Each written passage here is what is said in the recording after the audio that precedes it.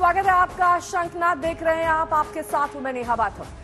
सबसे पहले बात आज शंखनाद में शराब घोटाले के मामले की करेंगे, जिसमें दिल्ली के डिप्टी सीएम मनीष सिसोदिया से सीबीआई करीब 8 घंटे से पूछताछ कर रही है। सिसोदिया से हो रही इस मैराथन पूछताछ ने आम आदमी पार्टी के खेमे में खलबली मचा दी है। आम आदमी पार्टी आरोप यह लगा रही है कि बीजेपी साजिश के तहत सिसोदिया को परेशान कर रही है और बीजेपी ये कह रही है कि शराब घोटाला करने वाले खुद को देशभक्त बता रहे हैं। अब हंगामा है बरपा।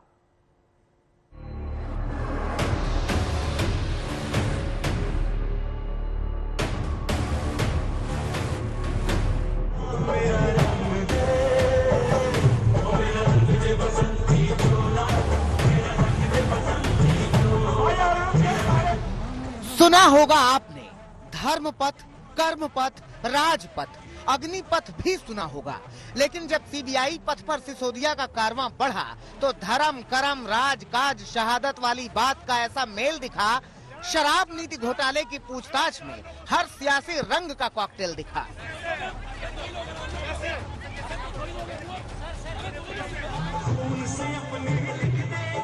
हाथों से तिरंगा लहराया, फिजाओं में देशभक्ति गीत छाया और कंधे पर भगत सिंह वाला पीला बाना भी नजर आया।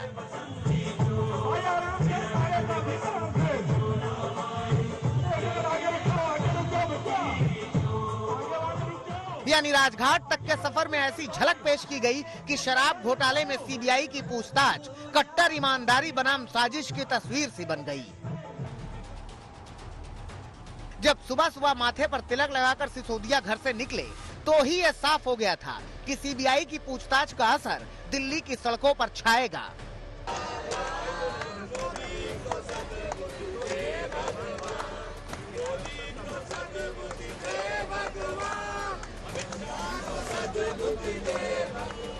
हर ओर बीजेपी के खिलाफ विरोध का शोर नजर आएगा।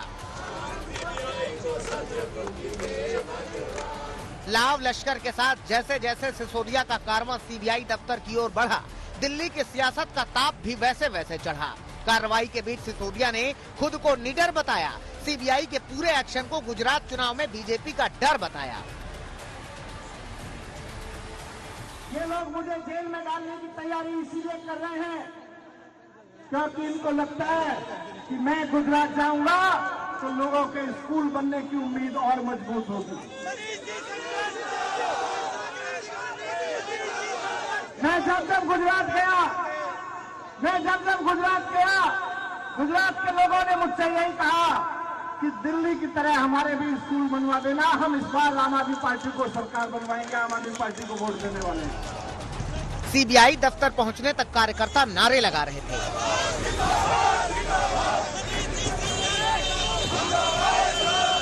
जोरदार नारेबाजी से सिसोदिया का जोश बढ़ा रहे थे और इस जोश में सिसोदिया शहीदों की कुर्बानी याद दिला रहे थे। मैं इनकी जेल में डालने से नहीं डरता, इनकी सीबीआई और ईडी से नहीं डरता। मैं जानता हूं कि देश कुर्बानी मांग रहा है और हम कुर्बानी देने के लिए तैयार हैं। आज मैं आप सबसे भी कहना चाहता हूं, इसका अफसोस मत करना। अगर मैं जेल चला जाऊं तो अफसोस मत करना, गर्व करना। लेकिन इस पूरे माहौल के बीच असल बात तो शराब नीति के घोटाले से जुड़ी है, जिसे लेकर मनीष सिसोदिया से लंबी पूछताछ चली है। तमाम छापों के बाद सीबीआई ने सबूत जुटाए, जिसके चलते सिसोदिया सीबीआई दफ्तर तक आए। सीबीआई की कई छापेमारी और 3 करीबियों की गिरफ्तारी के बाद पहली बार मनीष सिसोदिया से सीधी पूछताछ हुई है। अब इसे लेकर दिल्ली की राजनीति में जबरदस्त तनातनी है। आम आदमी पार्टी पूरी कार्रवाई को गुजरात चुनाव से जुड़ा बता रही है, तो बीजेपी शराब नीति के नाम पर घोटालों का पूरा हिसाब गिना रही है।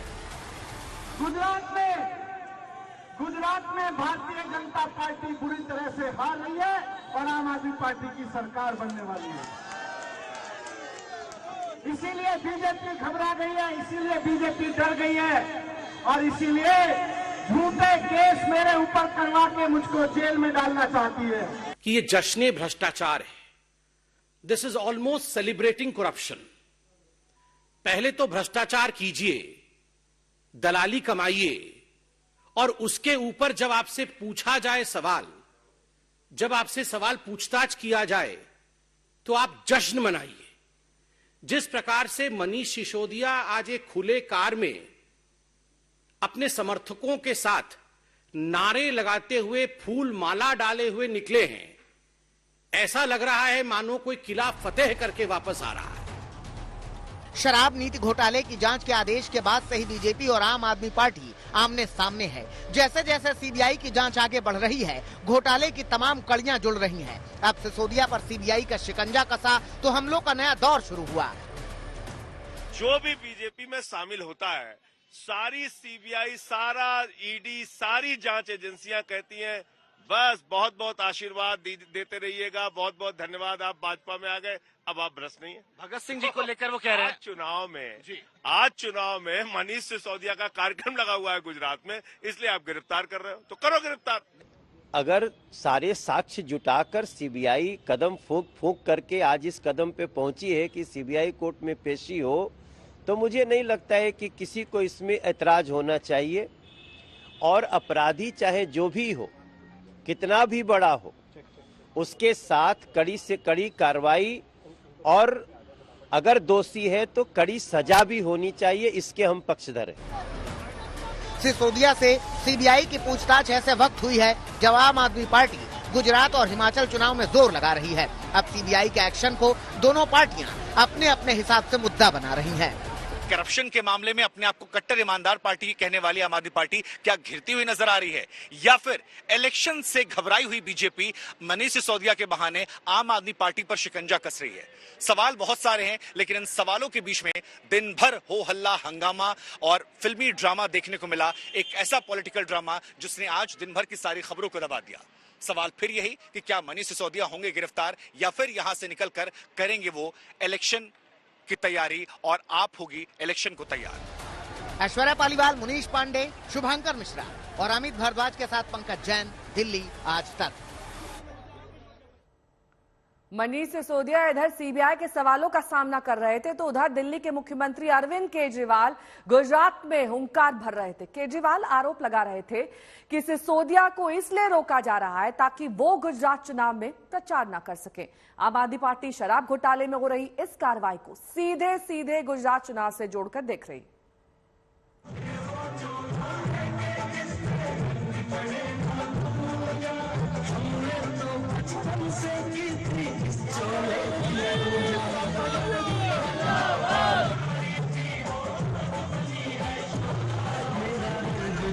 जेल के ताले टूटेंगे, मनीष सिसोदिया छूटेंगे।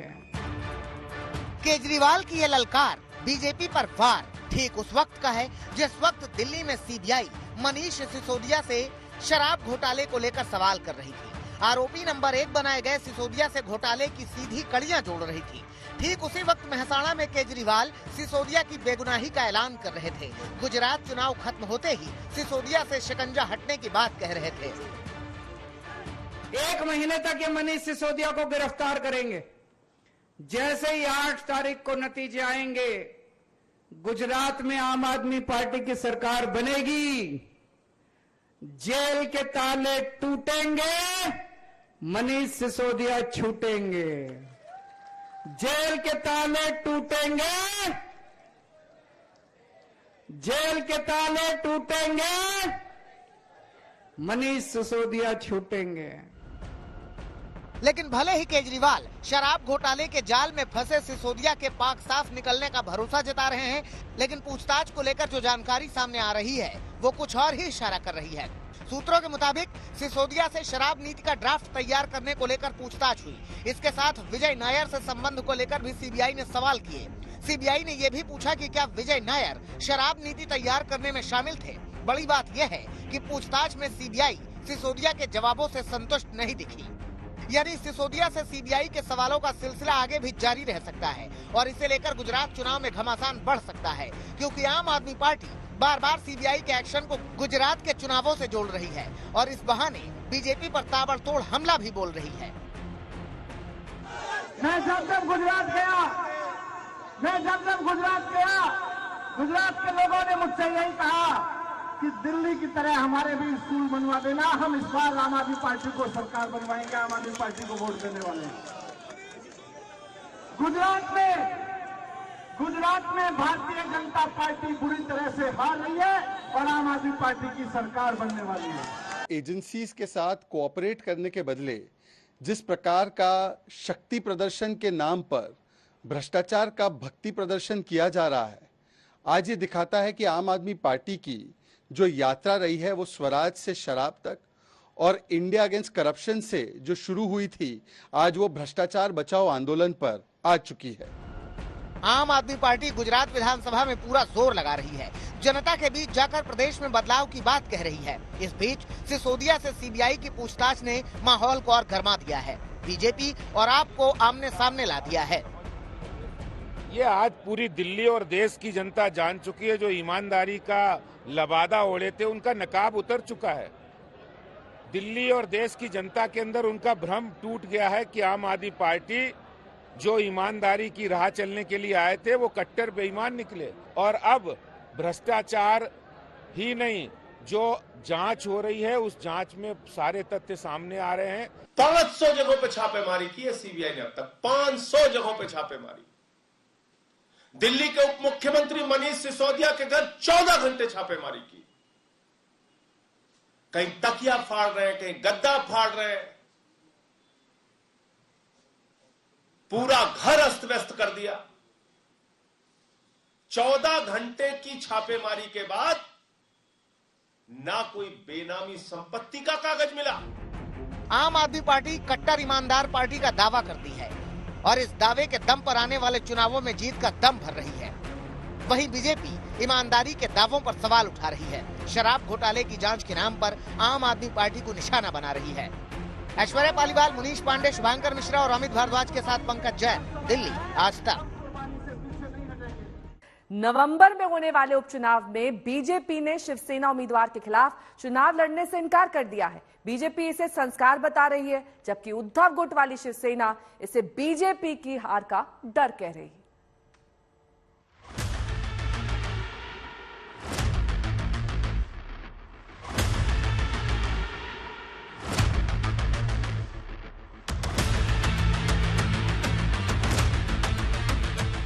मुंबई वालों ने पिछले 6 महीने में क्या क्या नहीं देखा। शिवसेना में तोड़फोड़ देखी, विधायकों का रूठना मनाना, पार्टी को छोड़ के चले जाना देखा, अघाड़ी सरकार को उधड़ते देखा, शिंदे सरकार को बीजेपी के साथ बनते देखा। जो सत्ता में थे वो विपक्ष में आए, जो विपक्ष में थे उन्हें सत्ता में आते देखा। शिवसेना की पहचान पर जंग देखा, शिवसेना का चुनाव चिन्ह फ्रीज होते देखा। चुनाव चिन्ह को लेकर इतना कुछ हो गया, किस लिए? सिर्फ इसलिए कि अंधेरी ईस्ट के उपचुनाव में शिंदे गुट का सिक्का चलेगा या उद्धव गुट का या बीजेपी का। मगर इस लड़ाई के पहले ही बीजेपी ने हथियार डाल दिए हैं। बीजेपी की ओर से अंधेरी ईस्ट में मुर्जी पटेल को टिकट दिया गया था। माना जा रहा था कि यहां जंग जोरदार होगी, मगर जंग के पहले ही बीजेपी ने ऐलान कर दिया कि वो अंधेरी ईस्ट से चुनाव नहीं लड़ेगी। जब ऐसा विषय आता है, सेंसिटिव विषय आता है, जब हृदय और मन ये लगता है कि नहीं करना चाहिए कोई चीज को, तो निश्चित रूप से ऐसे निर्णय होते हैं। और अच्छा निर्णय ना महाराष्ट्र के लिए, कोई एक विधायक की सीट खाली होती है, वो दुर्दैवी मृत्यु होता है, उनकी पत्नी सीट लड़ती है, तो क्यों ऐसा करे? ये तो उल्टा अभिनंदन करना चाहिए हमारे शीर्ष नेताओं का कि उन्होंने अच्छा निर्णय लिया है। अब वो क्या समझे, उसका क्या अर्थ कौन निकाले, ये 2024 में दिखेगा। अभी तो हम ये निर्णय ले लिया है कि श्रीमती लटके जी, इनके चुनाव को हमारा समर्थन है, हमें उनके खिलाफ लड़ाई नहीं लड़नी है, हमको हमारा चुनाव वापस ले रहे हैं। बीजेपी इसे महाराष्ट्र के संस्कार से जोड़ रही है। वो बता रही है कि महाराष्ट्र में ये संस्कार है कि अगर किसी जनप्रतिनिधि की असमय मृत्यु हो जाए तो उसकी जगह खड़े होने वाले उम्मीदवार के खिलाफ कोई नहीं लड़ता। और यहाँ तो दिवंगत विधायक रमेश लटके की पत्नी ऋतुजा लटके शिवसेना के टिकट पर मैदान में उतरी है। बीजेपी के इस निर्णय से पहले महाराष्ट्र नवनिर्माण सेना के मुखिया राज ठाकरे ने डिप्टी सीएम देवेंद्र फडणवीस को चिट्ठी लिखकर आग्रह किया था कि बीजेपी अंधेरी ईस्ट से किसी उम्मीदवार को मैदान में न उतारे। शरद पवार ने भी ऐसा ही आग्रह किया था। शिंदे गुट के विधायक प्रताप सरनाईक ने भी चिट्ठी लिखी थी और इसी संस्कार की दुहाई दी थी। की संस्कृति और परंपरा है। स्वर्गीय गोपीनाथ जी मुंडे और बहुत सारे ऐसे लोग जो है अचानक उनका निधन होने के बाद जो बाई इलेक्शन हो गया, तो सामने वाली पार्टी कोई भी हो, उन्होंने उसका समर्थन किया, सपोर्ट किया और बाई इलेक्शन जो है वो अनअपोज करके दिया। शंखनाद में मेरे साथ अभी के लिए बस इतना है।